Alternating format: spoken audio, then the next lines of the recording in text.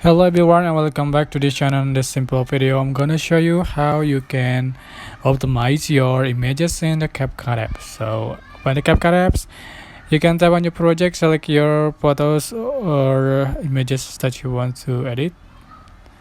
For example, I already have one image here. So to optimize image in Capcut, you can select ratio to change the ratio according to your needed.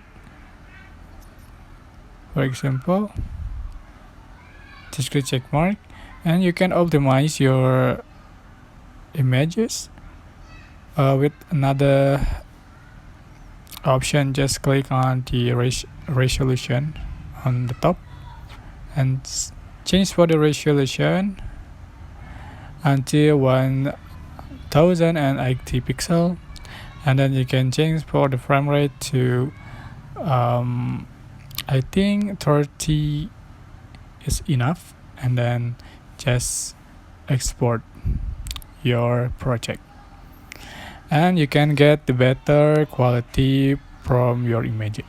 I hope this information was helpful for you. Don't forget to like, comment, share, and also subscribe. Thank you so much for watching.